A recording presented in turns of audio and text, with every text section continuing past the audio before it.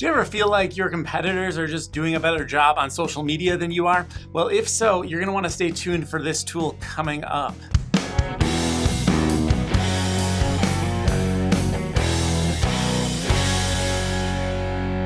What's up, LTD addicts? I'm Dave Swift from thatltd.life, where I review software tools with lifetime offers. Now, I'm trying to hit every single AppSumo deal that comes out in 2020. I've also got a Thrive Cart video that I'm working on that's going to be coming out very, very shortly. So make sure you get subscribed, click that notification bell down there, and you won't miss a single review. Now, today we are talking about Vaizle. I'm not sure if that's how you pronounce it, but that's how I say it. Here we go. 779 reviews, the most reviewed product in AppSumo's history. They've actually been on AppSumo twice before, once as a lifetime deal and then once as an annual deal. So we're back at a lifetime deal here. I think that's what everyone expects from AppSumo. That's where their bread and butter is. Their customers are happiest when we have lifetime deals available. We're looking at a single code is $69, and you can stack this up many, many times. Let's see if there is even a limit. You can stack up to 10 codes here. And once you hit 3 codes, you're going to get their Facebook ad analytics, which is not actually out yet, but it's coming out soon. So let's see if we stack up to 10 codes here and nothing else happens. There's no other bonuses that are unlocked. It's simply going to be 10 profile swaps per month and 30 profiles overall. Now, what is a profile? It would be something like a Twitter account, a Facebook account, an Instagram account, a YouTube account. If you had each one of those for your brand, that would be 4 different accounts. If you wanted to compare, let's say 3 or 4 different competitors, multiply that times 4, you can see that you could very easily use an entire code up on one single client and then a few of their competitors. It could pretty quickly chop away at most of that 30 profiles. Now you will be able to swap out those profiles up to 10 per month. So just hopefully that all makes sense to you, and let's dig into the application. All right, here we are on the Vaizle dashboard. Now, before we get into all of the fancy numbers that we're looking at here, I just want to give you a little bit of a lay of the land, so to speak. And we're actually going to start with the landscape, which is right down here. Now, one issue that I have right out of the gates with Vaizle is the choice of words to describe the user interface is kind of unorthodox. We've seen this on a few products in the past. The most recent one that rings a bell is similar content. And in fact, this even has a similar type of design aesthetic in that it looks like it was designed by more of a developer than an actual user interface expert. So that's not to say this is a bad tool. Just out of the gates, there's just some naming conventions you're going to have to get used to. So landscape is where you find all of your profiles. Essentially, if you're going to want to swap one out, add new profiles, you'll head over to landscape. That doesn't make any sense to me, like naming it landscape. That doesn't seem to resonate. The more I think about it, like kind of the less it makes sense, but that's where it is. So just start to learn that. Now, here we go. We've got the 4 brands I've already added. I've got some taco joints here. We've got Chipotle, Del Taco, Taco Bell, and Taco John's. And I went ahead and added their Facebook and Twitter profiles. I didn't add the YouTube and Instagram, but you can see I'm already up to 8 profiles. So I've got 22 left. Of course, I could remove all of these and put in new profiles later on. I've decided to claim Chipotle as my self brand because you do have to mark one as your own brand. Obviously, I don't belong to Chipotle, but I can go ahead and color code them here. So if I have a brand color, I could maybe make Chipotle red. I think they often use red in their marketing. Then Del Taco, Taco Bell, and Taco John's could all have their own profile color as well. Now, this is under brands. We also have other ways to organize social profiles inside of Vaizle, and that is groups, which are grouping competitors together is kind of the best way to describe it. So I've called this taco joints, and I can go ahead and edit this. You can see that my taco joints are composed of the 4 brands that I just showed you. Now, another kind of user interface glitch that I'm not super fond of is, even though I only have 4 brands here, and there's plenty of room on my screen, I have to scroll down to see all of them. And you can see that the scroll bar is pretty small. It's pretty thin over there. So I click a few times to get it.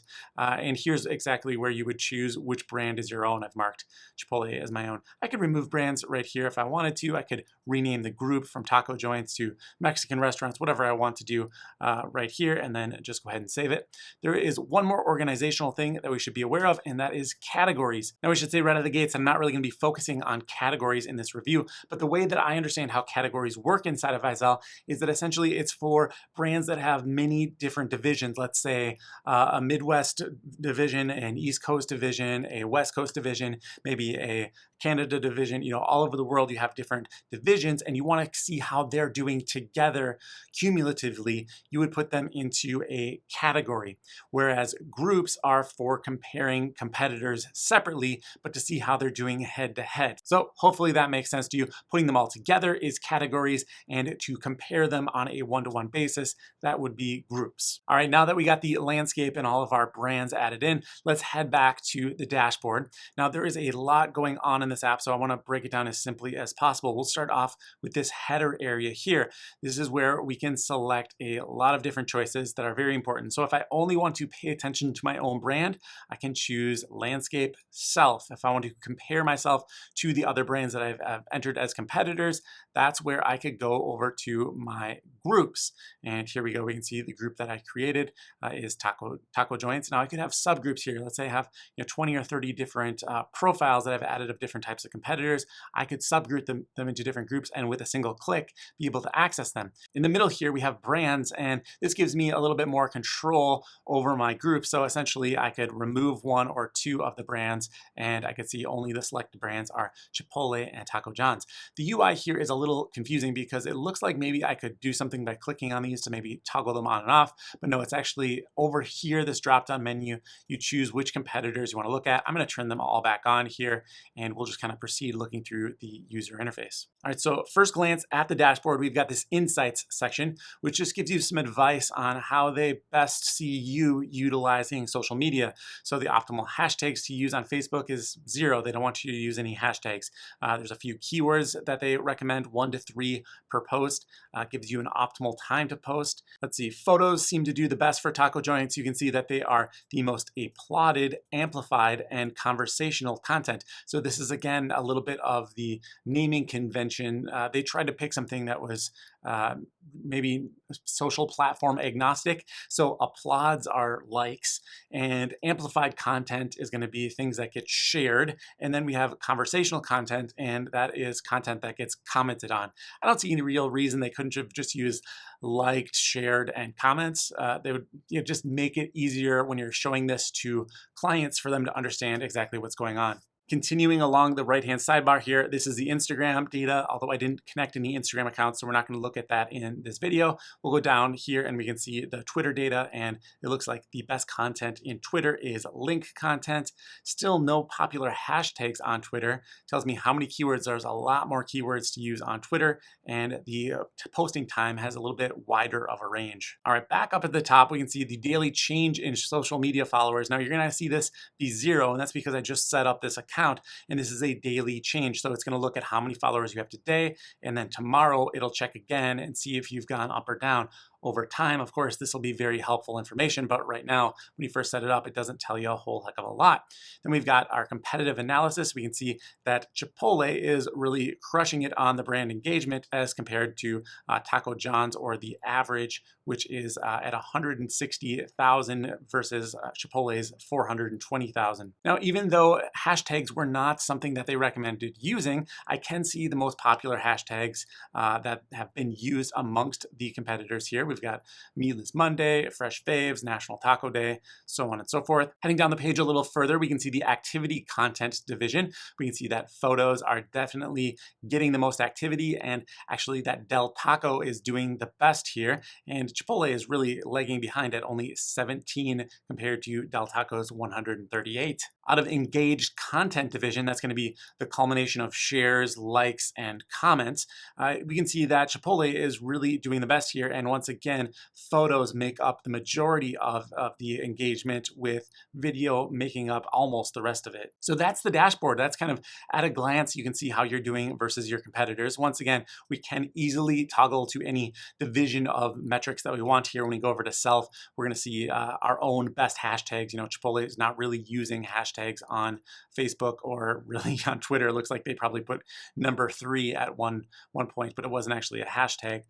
We can see the division of content. You can compare how it does when it's just your brand versus your competitors. Now, when we move down here to cross-channel, we're gonna start to get data that is across multiple social platforms. So by default, they select Facebook, Twitter, and Instagram. I'm gonna turn off Instagram because I didn't connect Instagram accounts, and we can start to see how the brands are doing. We'll switch our landscape back over here to brands. I should point out that we do get 6 months of data history here. So you can see that this is dating back to July of last year and going right up until the recording of this video on January 26, 2020. You could set this to be any time period that you like. So if you want to give it a month by month review, you're certainly able to do that. All right, let's just get oriented here for a second. I'm still under cross channel, so that's collecting all of the different networks together, and we're comparing all of our brands that we've got set up, and I am under graph, so that's going to give me some data that I can see at a glance. So brand activity, Taco John's is ahead of everyone else, and you can see that Chipotle is really lagging behind here. Let's go over to competitive analysis, and we can see how each brand breaks down on its own. And again, Chipotle is really fallen far behind here.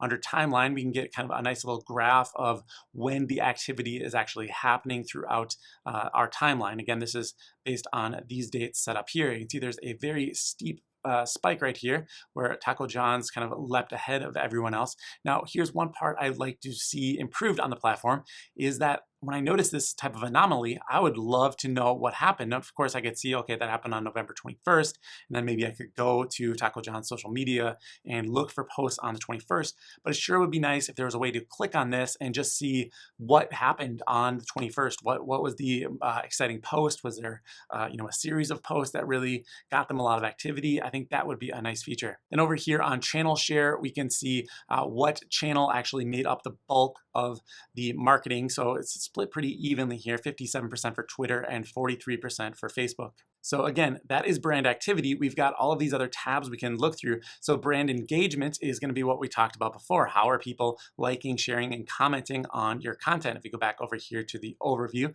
we can see that even though the brand activity for Chipotle was low, it's very high engagement. In fact, it's outperforming everybody, including Taco Bell, which is next in line. And really, when you break it down, Chipotle and Taco Bell are really outperforming all of the other competitors. Del Taco and Taco John's are much smaller brands. Again, we've got the timeline here and the channel share so we can see what platforms are getting the most engagement. We can also break out video engagement and see how we're doing with video. Now remember that Facebook counts, I believe it's 2 or 3 second views as an engagement. So that's why some of the metrics might be a little bit skewed when you look at video. So just keep that in mind as you're going through the data. Again, on the timeline here under video engagement, you can see there is a massive spike for Chipotle on September 30th. They got 57,000 views on a video. Would be really great if I could click on that and then see exactly what got all the views, what was getting all the buzz. And we can see that 94% of video engagement is all on Facebook, just a few videos shared on Twitter. Fan change, again, this is gonna be 0 because I just connected these accounts, so it's gonna be zeros across the board. But if you wanted to see more data about whose brands are gaining the most followers or losing the most followers, you'd be able to do that here. We can also just compare the total number of fans, and Taco Bell is winning this race big time. And then down here, we have the most popular hashtags. Again, this could be really helpful if you're looking for the hashtags that your competitors are using. You can see very clearly which ones are getting the most response. So that was the graph section, but we can also head over here to where it says Smart Insights, and we're gonna be able to see actual examples of our competitors' top posts. So here is a video from Taco John's. Now it looks like they've actually deleted it, but it was the most popular post that they had in the last 6 months. So this is a great way to get inspiration from your competitors and see how their posts are getting engagement. Other sections under Smart Insights include the best times to post, and it gives you this little chart here. We can also see the engagement type. Again, that's applause, amplification, and conversation, or likes, shares, and comments. And then just like we saw on the dashboard, we can see some insights here in terms of what are the best times a day to post, how many hashtags should we include in our content, what type of content is getting the best response. In fact, this is exactly the same data. It's just located in another place in the app. So remember, this is the cross-channel data, which means we have these icons up at the top here where we can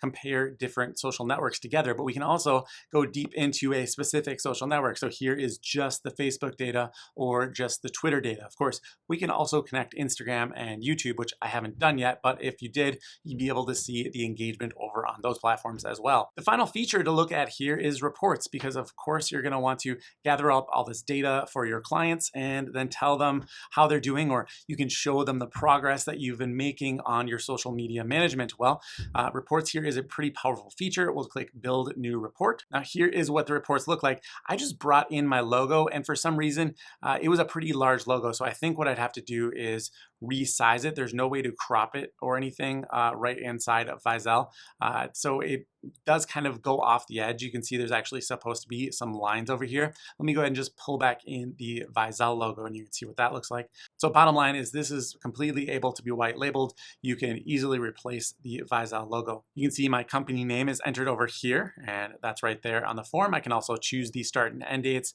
with this calendar picker right here. And then down here, I can choose which social networks I want to compare. Let's go ahead and add Facebook and Twitter here. We can also turn on cross-channel. Now, as I scroll through the report, I'm going to see some brand activity here for Facebook. And if I click on the Facebook tab, this shows me all of the different modules of data that we've looked at throughout the app.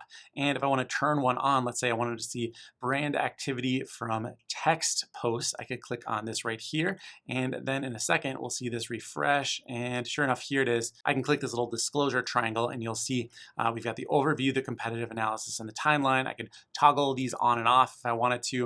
I could add some text in here to describe what's going on. You can see that in the preview, it looks like it's really, really small, but you got to remember we're zoomed way out here. Of course, I can select this, maybe make it bold or change it to a larger font if I wanted. You've got all of your social platforms up here at the top, so you can go through and say, okay, I want to add in some Twitter data. I can add that in right here. Let's do all brand activity. Click the disclosure triangle and you got the same options that we just saw.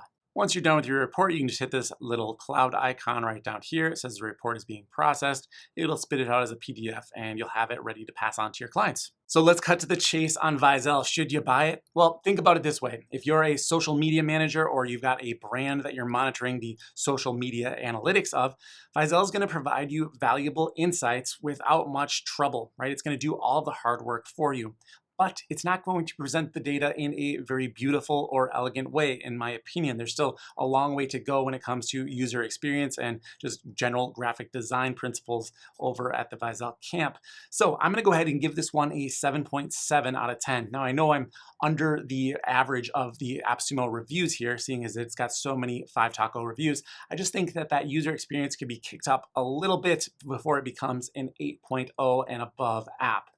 So that's going to do it for this video. If you found it helpful and you want to go ahead and make a purchase, of course, the link is in the description. We do appreciate you helping us keep the lights on over here at the That LTD Life Lab. We are reviewing each and every AppSumo deal as they come out, so make sure you get subscribed. And hey, head over to the Facebook group. We got the link in the description there as well. And if you want to know more about any of these LTDs, of course, we've got our whole website up at thatltd.life. Go ahead and check it out. Maybe you can leave a review of your own. That's going to do it for this video. I'll see you in the next review.